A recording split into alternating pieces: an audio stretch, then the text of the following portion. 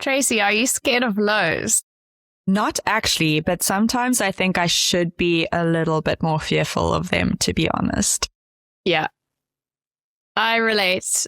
I have been diabetic a long time. I've had lows in job interviews, camping, hiking, on planes. I've had lows every place you can think of. I've had a low in the dental chair.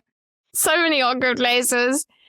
And there was like, I think in the literature they call it the lost years, which is like my late teens and early 20s, where I used to drink a lot. I never used to remember to carry glucose with me. I didn't have a CGM.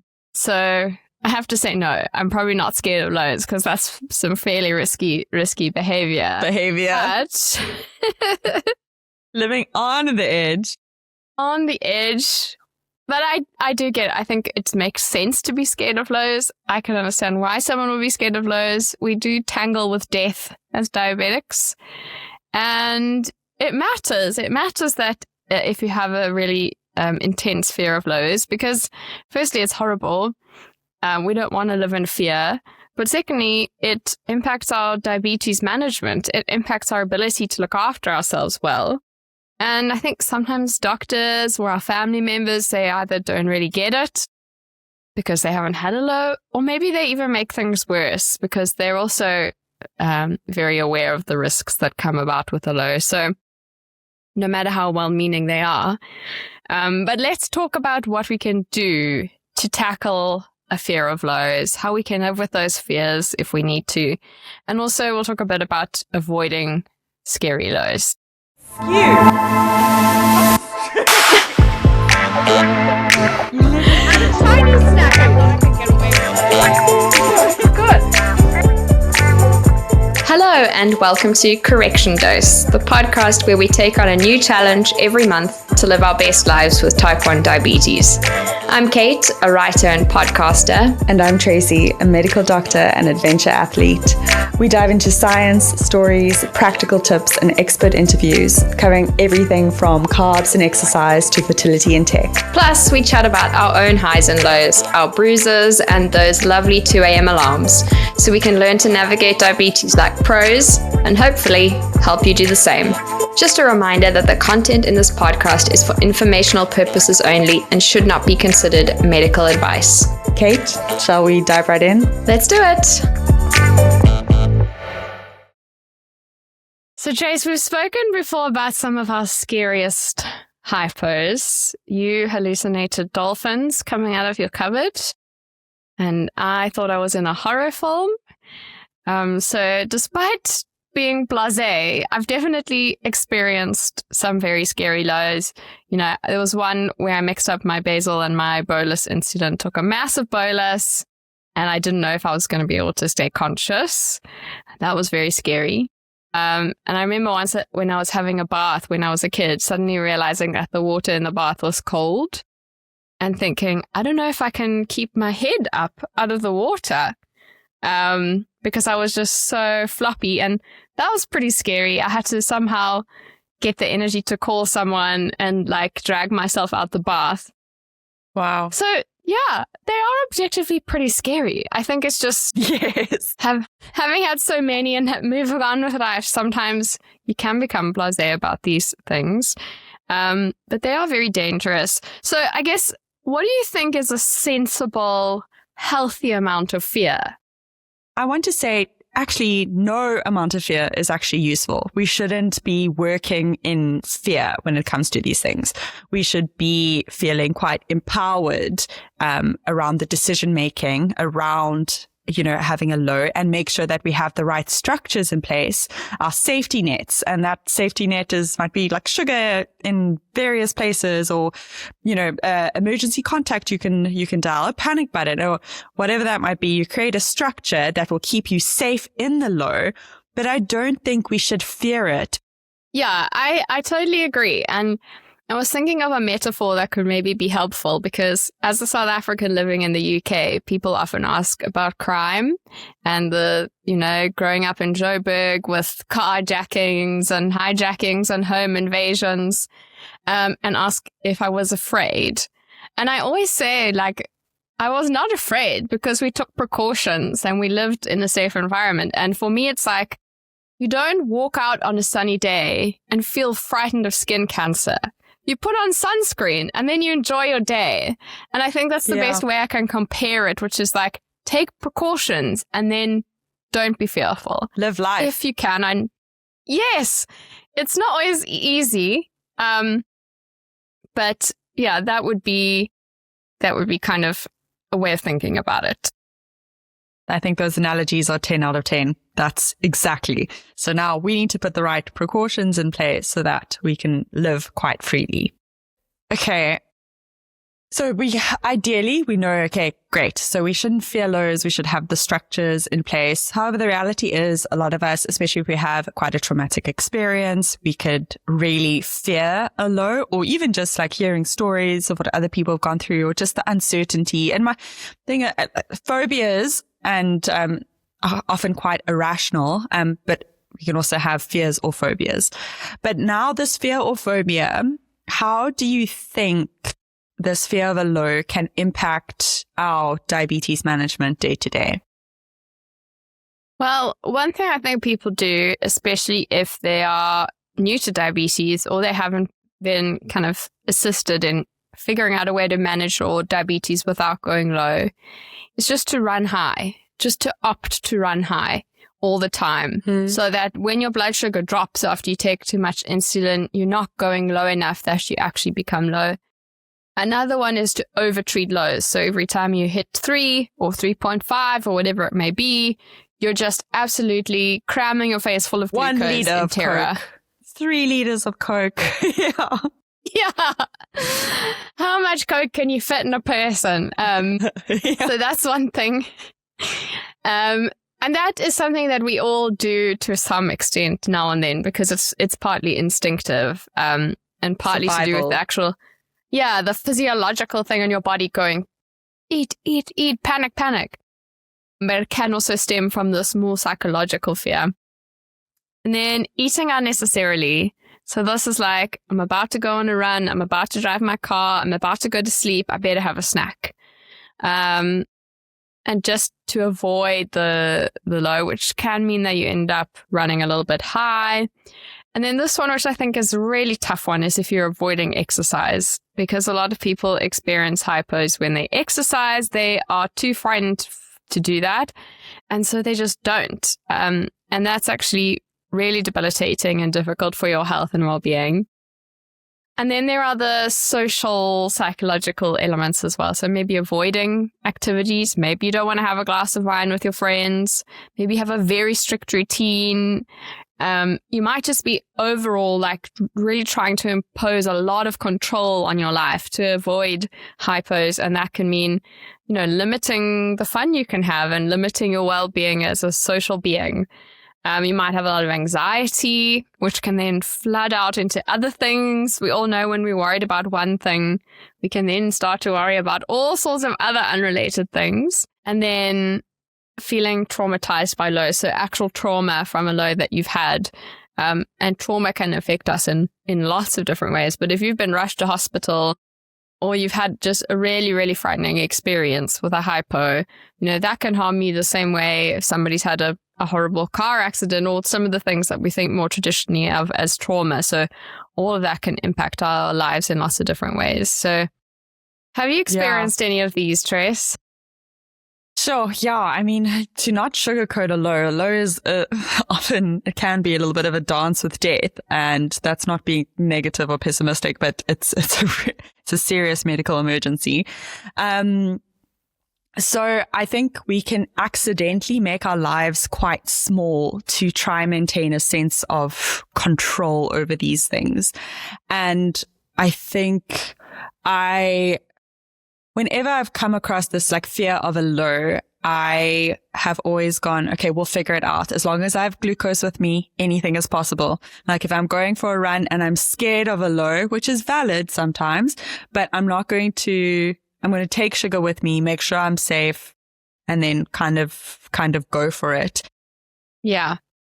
I think the only one of these that I really do, because I'm probably not scared enough of lows, as I said, but the one that I do is eating unnecessarily, particularly I would say if I'm going to drive somewhere, or if I have an important meeting and I just don't want to be low, I tend to like overeat in advance, and then sometimes it goes high before the thing even happens, and then you're injecting, and then you've got like loads of insulin on board during whatever important thing you've got on. So I definitely do that. And for me, that's less of like a fear of like, I'm going to die from a low, and more just like, it's so not convenient for me right now. I don't want this. It's not the time. To happen. Yeah. Yeah. And I think that is so fair. There's definitely been important meetings and presentations where I've actually sat throughout the thing with like a sugar of 14, and I'm like, at least my sugar's not going low, and I'm not hearing my alarm that's going low, and I know I'm not going to half pass out while presenting. And maybe that's okay for that moment, but it isn't great, because then you finish the meeting and you're like, well, I'm dehydrated now. I'm a little bit grumpy and agitated, and my mouth is so dry. Yeah. like my dry. Tongue is sticking to my palate, and like your spit becomes like thick, combined with fear and anxiety around this big event. And then you have this high sugar, and I literally walk out there like needing 2 liters of water to calm myself down. Yeah, I know that feeling. And I think maybe if you have a big fear of lows, this will sound totally crazy. But personally, if I have a choice between going a bit high and going a bit low, I choose going a bit low every time. Even though I'm sure there's lots of scary things it's doing to my body. But if I'm going to like dip into a 3, I can just take some sugar and carry on with my day. If I go to 14, it's hours before I feel better. Hours. That's so true. My brain doesn't work well for a couple of hours, and it normally affects my mood. Whereas a little short, if I grab it early and it's not too dramatic, honestly, it's like 10, 15 minutes of my day tops, and I just move on, and I can normally get it back into like a 5. Now, I know I'm not saying that because if you're listening and you have a real terror of lows, I'm not saying that to like rub that in your face. I guess I'm just saying like a lot of the time it's fine. Which doesn't take away at all from the fear, because sometimes fears are not 100% rational, and maybe that's not useful, but it's true. Most hypos are okay. I don't know. Maybe that's just me. That's it. If you've got the right structure around you, like, you can be safe. I think no low is exactly the same. We have those like gradual, we dip into a low, and those I find you can recover quite nicely from, like physically, emotionally, mentally, socially, all of that. You can like rebound quite nicely. But those flippin' crash and burn lows where you are one moment alive and next moment you're like, oh my gosh, is this it? Those can knock you completely. Those are, I think we've all been there, as we feel our consciousness slowly slip away from us. So okay, let's start with fear is valid, but it doesn't have to be there. It's not something that you have to keep holding on to in order to get the outcome of not going low. You can be fear-free and not have, severe lows as well, just because you create a good structure. But over and above, like I say, we'll talk about this, like how to sort of look after ourselves and put the right structures in place. But Cait, how would a person like approach and tackle their fear of hypoglycemia? Yeah. So as we say, your fear is valid. It's rational to be concerned about lows and want to avoid them. No judgment. We all have things that we're frightened of, but it is useful if you can face your fear head on and try to deal with it, because it will help you in life, help you feel better, and also help your diabetes management. And while I don't have a fear myself of hypos, I have recovered from a pretty intense fear, which was a fear of having blood drawn. And this was pretty bad. I used to faint. I used to think about faking fainting. I used to think about whether they could like put me in under anesthetic, because I was so scared of having blood drawn. And for days in advance, I would be nervous about it. And And yeah, I have actually pretty much recovered from it. I'm not excited to go, but I walk in, I sit down, I have it done. I have one moment where I'm like, I'm going to pull my arm away, and then I don't, and then I walk out. So that for me is a victory. And I also, one of my close friends is currently going through therapy for a very debilitating fear of dogs. So I've been learning a little bit about tackling fear, and I'll go through some of the ways, kind of established ways that people do tackle fears. One is called gradual exposure or desensitization. And this is basically, instead of avoiding the thing that you're frightened of, you need to expose yourself to it in a controlled way. So, I mean, in the dog park example, this is instead of avoiding all places that dogs go, you go to a park.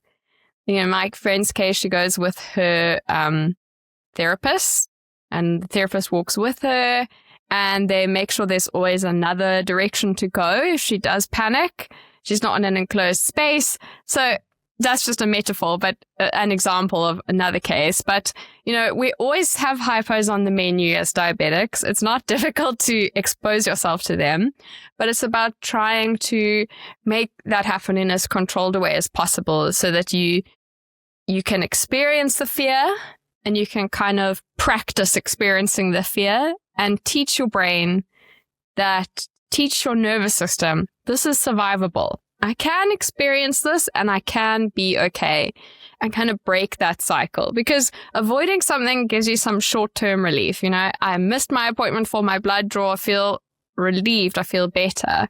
But I still have to go back when I make the appointment again. I still have to get it done. So it's only a short-term solution. So if you are avoiding things that trigger a hypo, you could try to kind of expose yourself to them. So, for example, if your blood sugar is 5.5, you could just leave it. Don't eat anything. Unless you see arrows shooting down and you feel faint, you know, use your judgment. But try to not treat a low before it's happening. If it isn't, it might not be happening. You could, you know, go for a 20-minute walk without eating beforehand. Take your sweets, but just go for a little walk. Leave the house with only one juice box instead of 5. So just being like, this is a real fear. I do need to control for this, like the bad outcomes. But at the same time, let me try to limit sort of the excesses of my feeling. I'll try and kind of keep it in a controlled situation, which is still manageable, which you can still cope with. You know, if there's somewhere you don't like going, somewhere you don't like doing because you're worried about being low, just try and do it, be prepared, and sort of work your way up. So for me, I had to go and get bloods drawn, and I did a lot of research into how to make it easier for myself. They never find a vein, so I would drink like 4 liters of water. I would wear a coat and a jumper and gloves so that my arms were really warm. I would make sure I didn't have any coffee beforehand, so I was really well hydrated and warm. And then it meant it was only 1 jab most of the time. And so, yes, I was exposing myself to a blood draw, but just 1 prick. You created a really good protocol that kind of protected you from the stimulus or what your fear was.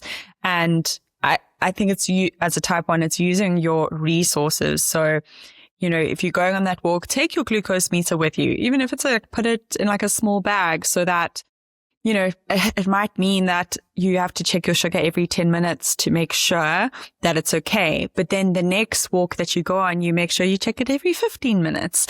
And then eventually maybe check it once, and then the next one, you're not checking it at all, because you need to develop trust within your body. You have to start trusting your body. And data helps us, like pattern recognition, being able to see every time I go for a walk, actually, this is the trend of my glucose. And I'm going to trust in that trend. Obviously, we have random outliers, but I'm going to trust in that trend.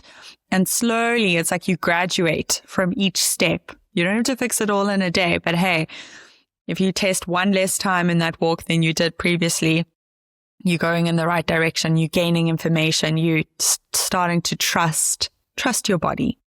And even if it seems excessive at first, as long, you know, if you do need to take for your sanity, like 5 glucose rolls and a juice box, eventually you'll see that, oh wait, this doesn't make sense. I'm going to keep taking them for the next 10 walks. But then one day I'm going to be like, never in the 10 last walks have I ever even required a juice box. So I probably don't need 40 packets of glucose sweets. I can, cut that down because you've built that trust and that understanding of your body. Yeah, 100%. I think that's one of the reasons as an old hand, I don't have fear is because I've seen it all. And I know, what the maximum amount of sweets I've ever needed looks like. I know what the worst low I've ever had looks like. I've been on many walks and runs and every kind of thing, and I've seen what happens. And so there's a little bit more predictability. There's a little bit less what if, which will come with time if you're just newly diagnosed. And exposure. That's through exposure. 'Cause like you've been doing all these things, so now you know. And now you trust in your body. Prepare for the worst, expect the best. I think that's kind of what we're trying to say. That's the motto. Yeah. Exactly. The second thing you can try is thinking about separating fear from risk. Okay, so the same way every time we get in the car, there's a risk of having a car accident, but we don't think about that. We know there's a risk, so we put our seatbelt on and we follow the rules more or less. But we're not getting in the car thinking, oh my God, if I have a head-on collision, I could die, and feeling scared because we don't deal with that fear normally. So, the same with the dogs. My friend's therapist says to her, okay, there is a 12-year-old Dachshund. He's barely alive. He's lying on the grass. He's not interested in you. You're okay. It's not going to kill you. He's not going to attack you or bite you. What are you feeling? And she'll say, I'm feeling frightened. But there's no risk. So that's the difference. To be able to just notice one versus the other. So, for example, my blood is 5. I'm about to drive my car somewhere. It could go low. It could go low while I'm driving. But it probably won't because I've just eaten. And it's something I eat all the time, and I've taken my usual insulin, and there's no reason for me to go low. So what I'm feeling is fear. It's not an awareness of risk. Because, sometimes there's a risk. Sometimes you mustn't drive your car.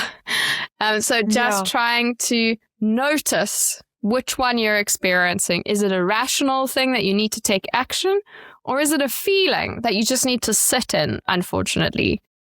And kind of experience and not do anything about in terms of diabetes management. If you climb in the car, make sure you have your CGM, make sure you have your blood glucose monitor, make sure you have glucose in your, in your car. If you're feeling a bit uncertain at some point, pull over to the side of the road, check your blood sugar, build that confidence slowly but surely. So number 3 is rebuilding hypo-awareness. Symptoms can be very helpful with diabetes because we can't always trust our devices. We can't always finger prick, and, we can't be finger pricking all day long and looking at our CGM all day long. So if you're having warning signs from within your body, that can be super helpful. They might wake you up in the night, or they might just tell you, hey, let's just have a look. Let's just finger prick and see how we feel. If you don't have those feelings anymore and you've lost your hyper-awareness, there are things you can do. We'll talk about that a little bit later. Another thing you can do is try and process the original fear event. So if there's a particular hypo that you've had that was really, really traumatic or scary, it's a good idea to sort of face that. The same way you would with another trauma, you want to tell people about it, talk about it, so that it becomes a story. Maybe talk to your T1 friends about it and hear their experiences as well. You might need trauma counseling if it's quite severe, or maybe just a chat with your doctor or somebody sympathetic. I think this is where the type 1 diabetes community is important, because often with our lows, we don't have close people who truly understand what it means, what it feels like. So you want to share and process with someone, but they don't really understand, which leaves you feeling more isolated and confused and fearful and, misunderstood. So Yeah, guys, DM us on Instagram. Like, yes, we're absolutely here. And that goes for the next thing I was going to say too, which is about identifying other related feelings. So sometimes fear doesn't come on its own.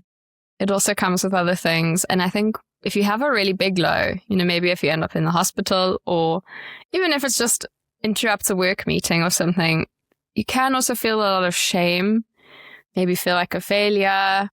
Yeah, shame for me personally, it was linked with, I never want the disease to get the better of me. I never want other people to see me as not capable because I have type 1 diabetes.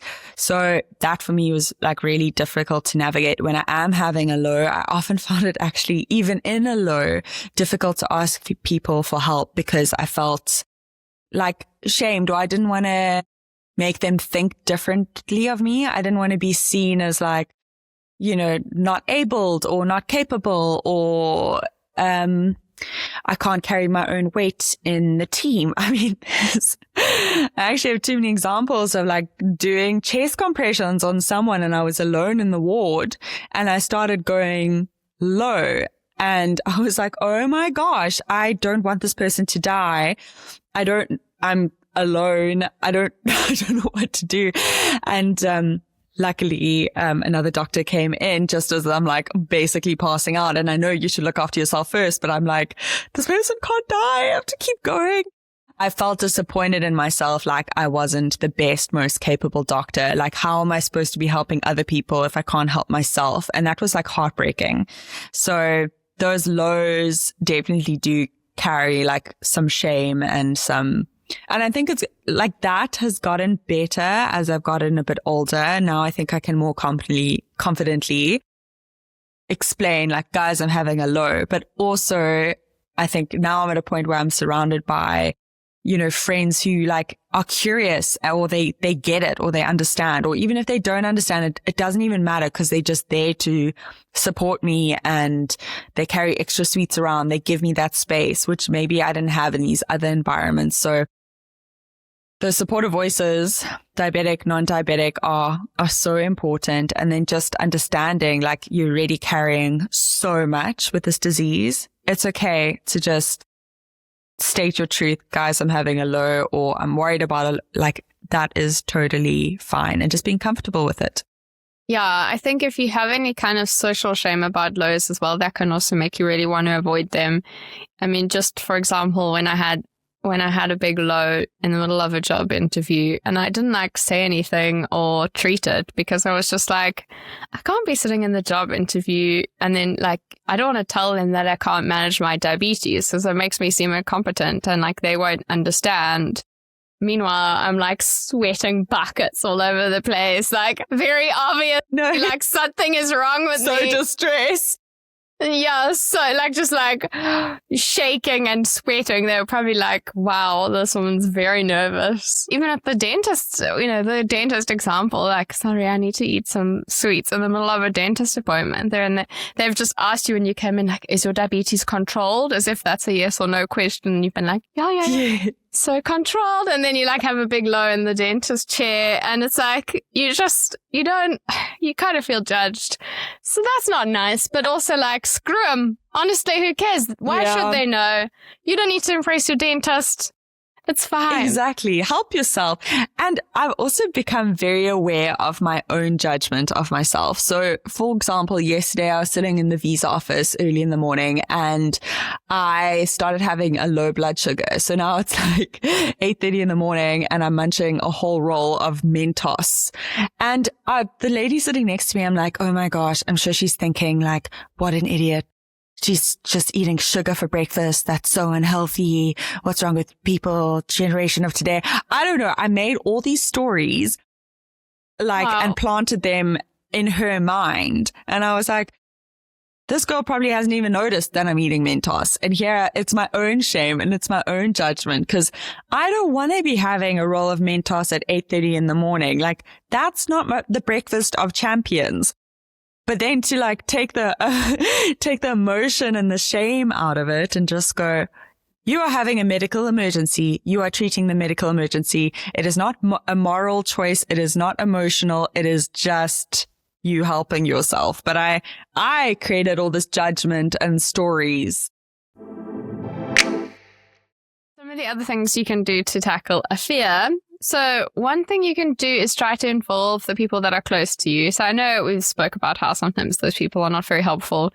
And you also might find they make it worse because they might be really scared of you having a low, and they might panic if you're having one, and they might be asking you to check your blood sugar every 2 seconds. Yes. So, are they projecting their fear on you? Is it your parents, your caregivers, boyfriends, girlfriends that are projecting their fear and misunderstanding onto you, and you are taking that as your own?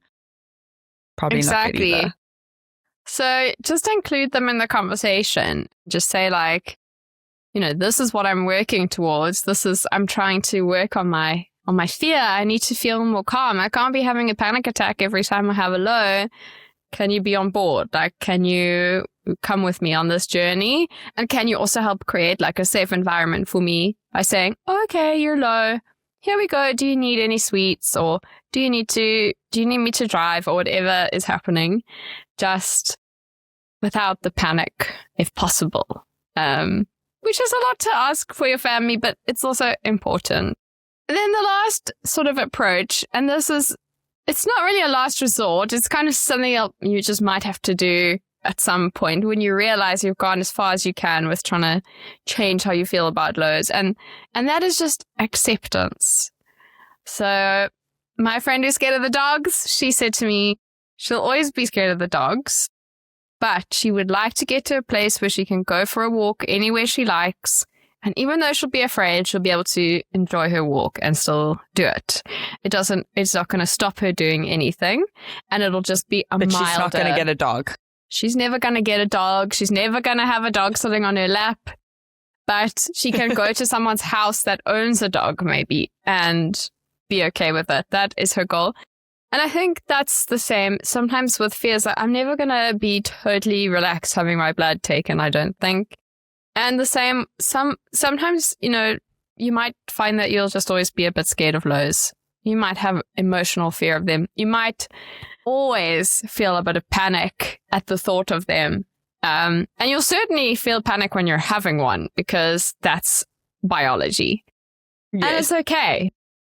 It's okay to have fear. It's a hard illness. It's okay to have all kinds of difficult emotions about it. But as long as you're able to do what you need to do to live your life, to treat your lows, to treat your highs, it's okay. Go to the dog park, We can't always avoid lows entirely because we are humans trying, like human brains with emotions, trying to act like a pancreas, but we can really put up, and we spoke about structure in the beginning of the podcast. So we can put up our safety nets, our structures, our protocols, so we can try reduce a low, but also make treating a low very effective and less scary. So how do we do that? Well, I think the first port of call is always to talk to your diabetes team because we all have lows for different reasons. Maybe your correction dose is wrong. Maybe your carb to insulin ratio is wrong. Maybe you're taking too much basal. Maybe you aren't adjusting correctly for exercise. Maybe you aren't adjusting for your hormonal cycle. There are lots of different reasons why you might be having lows. And it's good to have a personalized approach to tackling those. It could be that you're actually taking far too little insulin for your lunch and then correcting, and then it catches up with you because it's slower than you think. Or maybe you just need to pre-bolus because you're correcting for the spike and that spike is coming down anyway. It's not necessarily straightforward that we can't tell you how to fix all the lows. But speak to your team. Your endocrinologist could possibly looking at your trends, and he or she can help you make those adjustments. Exactly. Never take advice on insulin adjustments from people on Facebook or Instagram is my opinion. Yep. Mm-hmm. Or on podcasts. Don't do WhatsApp. it. Yeah. WhatsApp. Unless you have your endo on WhatsApp. Then yes, we approve. Otherwise, stay away from those social media influencers. Those bad ones. I would say, however, within the structure you've been given by your nurse and doctor, and within what you feel comfortable with and what you're, confident doing, be efficient with your basal changes. Basically, some people, I think, don't know that they can change their basal, or they don't feel confident. If you're having a lot of lows, you're not locked in. And if you're having a lot of lows at night, that is one of the things that might be very helpful to you. And the NHS recommends that if you have even one low in the night, to lower your basal the next night. I'm not necessarily saying you have to do that. Again, I'm not your doctor. But I think that just shows you how much importance is placed on be proactive. Don't have lows night after night after night after night. They make you tired, they make you stressed, they're horrible, and they're a bit more dangerous because you're asleep. So sort those out. Call your nurse if you're not sure, but you might need to reduce your basal. I feel like you're talking to me personally. I feel personally attacked. I had 2 lows last night. Oh, sorry. Fine, Cait. I'll change my basal, okay? Meanwhile, I'm having a heat wave and I've put mine up by 3. So, still not helping. See, we're making adjustments, so that's good. Exactly, that's good. Okay, then the next one is sometimes if you have trouble with lows when you're exercising, it can be helpful to exercise at a time of day that is lower risk. So first thing in the morning, when you haven't eaten breakfast yet, you've got no bolus on board, you haven't taken any bolus insulin since the night before, and you're probably a bit more insulin resistant because we have more cortisol in the morning. That is going to be a safer time to exercise than an hour after dinner when you might have dinner time, bolus in your system. You've been moving around, cooking dinner, getting home. So you might have been a little bit more active and you're not as insulin resistant as you are in the morning. So think about timing your exercise at a time where you can feel more safe. Mm-hmm. That's my favorite time to exercise. First thing in the morning, no insulin on board. I feel like it's just, I don't think about it that much. It's so safe. It feels so, so safe. Whereas now I'm about to exercise, it's in the afternoon and already I'm like, oh gosh, I don't know. I did take insulin and I had lunch and I've got so many stories in my head right now. But in the morning, it's like quick, sorted. So I do recommend that. Really, it's a good point, Cait. The other thing, we said it already, but it's worth saying again, just put sweets absolutely everywhere. So in every bag that you have, if you have more than one bag, gym bag, handbag, put it in your car, plenty in your car, next to your bed, and make sure there's enough that you can, even if you go through a whole pack, there's more there. Have them, just put them everywhere, in your desk, at work. Anywhere that you go, just have them there. What I also like to do is to take them out of their wrappers and put them in like jars or smaller packets, like a little Ziploc packet, because sometimes when in that moment of distress where you're trying to access your glucose sweets, the paper is all stuck and it's tearing off in funny pieces and you just like, you want to make it as easy as possible. And I find with Ziploc bags, it's so easy just to like open, chuck a whole lot in my mouth and then I'm good to go. So even that's like a small little practical tip. Yeah, make it as nice for yourself as it can be, Talk to the people around you. So that will help you have really bad lows if you can have people helping you. Or, if it's something like you play in a sports team and you're scared to check your blood sugar regularly because you don't want to interrupt the game. Talk to the people around you. You need to, the more you can protect yourself and make it low stress to look after yourself, the less scary the low will hopefully be. And then use your alarms. So, if you have the alarms on, you don't need to check your phone as often, especially if you have them at a level, don't have them so low, so high that you just ignore them. But if you check and it's 5, and you go, oh, I'm fine, and then put it away, it's not going to ring again when you hit 3. But also you don't want it ringing all day long so that you get panicked or fatigued. Just set it at a rate that works really well for you, that you make sure you're not already super low when you hit the low, because the lower you go, the more stressful it can be, and the more the longer you're going to probably be low. So you want to try and pick it up as early as you can and just use your CGM, make it work for you. Make sure that it's something that's there so that you can sleep, so that you can work, so that you can socialize. And it's there in the background as a safety net, and you don't have to be checking it all the time. So yeah, use your alarms, but then maybe also see if there's ways you can practice not looking at your CGM too regularly that it's disrupting your life. The only thing that's left to say is the song that's now been going on in my head is, I don't even know who sings it. You know that apple bottom jeans, boots with the fur? The whole club is looking at her. Yeah, she hit the floor. Next thing you know, Shorty got low. So you could also sing that song to help with the emotional processing of having a low as well, because that's always fun. It was fun in high school for me. It might be fun for you now too. Listen, I've had a lot of fun to Flow Riders Get Low. Flow Rider, yes. If that's not your vibe, we could go swing low, sweet chariot, coming for you see, there's so many options. Exactly. Encore. Oh my God. Don't quit your day job, Caitlin. I'd pay to see you live. Alrighty. Where can our lovely friends find us to tell us about their scary lows? Yes, or their successful overcoming fears. So find us on Instagram at Correction Dose, and then you'll find me at type1 Tracy. And for Cait, I'm at Cait, CAIT_verse_T1D. Also on Instagram. And you can subscribe to our newsletter on our website, correctiondose.com. It's really good. I don't write the newsletter. Cait does, and I love it. It's very, very fantastic. Should I do a newsletter of all the songs you can sing to yourself when you're low? That's the content we want to see, Cait.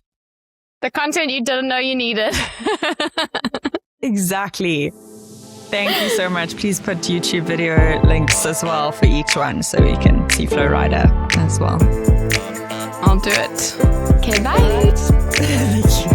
Bye.